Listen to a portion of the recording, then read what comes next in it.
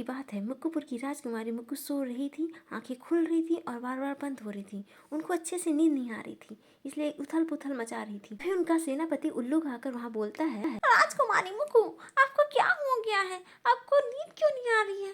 आप कभी इधर सिर कर रही है, कभी उधर कर रही है, हुआ क्या है?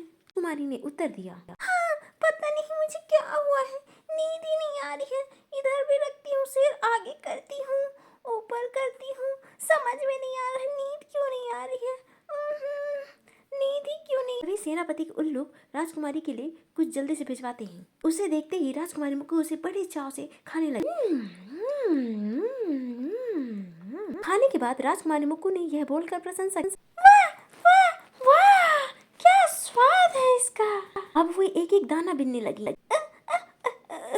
सेनापति उल्लू कहते हैं, राजकुमारी मुक्कू, थोड़ा सा इंतजार कीजिए, हम आपके लिए और भिजवा रहे हैं। राजकुमारी मुक्कू एक एक दाना बिन बिन कर यहाँ वहाँ से खाने लगी और इंतजार न होने के कारण वो बीच बीच में बोलती, जल्दी लाओ। फिर से एक एक दाना ढूंढने लगती। जमीन पर एक भी दाना नहीं बचा। फिर भी राजकुमारी मुक्कू यहाँ वहाँ ढूंढने लगी और फिर जोर से, जल्दी लाओ, जल्दी जल्दी। तरीके से वे लगातार एक एक दाना बिन बिन कर यहाँ वहाँ से खाने लगी। अब उनको इंतजार भी नहीं हो रहा। फिर वो इंतजार नहीं कर पा रही थी और फिर वो गुस्से में सेनापति को बोलती है, सेनापति, राजकुमारी, आप इतने गुस्से में क्यों हैं? गुस्से में बोलती हैं, ऐसा प्रबंध है, अभी तक मेरा खाना नहीं आया। मैं अभी तक जमीन से ढूंढ ढूंढ के खा रही हूँ। कहाँ है मेरा खाना? कहाँ है? जल्दी लाओ, जल्दी जल्दी लेके आओ मेरा खाना। अभी तक खाना नहीं आया। किसी का कुछ नहीं सुनूंगी। जाओ, खाना लेके आओ मेरा। कहाँ है मेरा खाना? खाना मेरा, इतने देर से मैं पत्ती खा लूँ, सब खा जाऊंगी आज। मुझे बहुत गुस्सा आ रही है। खाना नहीं है अभी तक। खाना लेके आओ मेरा। खाना कहाँ है?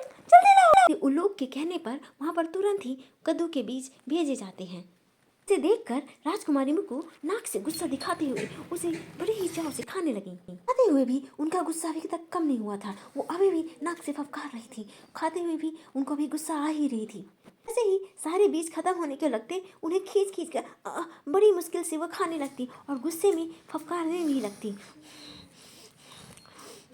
लेकिन अब उनका गुस्सा ठंडा हो चुका था। अब वो उसके फल को भी बड़े चाव से खा रही थी। खुश होकर सेनापति से कहा, सेनापति बहुत बहुत धन्यवाद। कान हिलाते हुए उन्होंने बाकी को धन्यवाद दिया।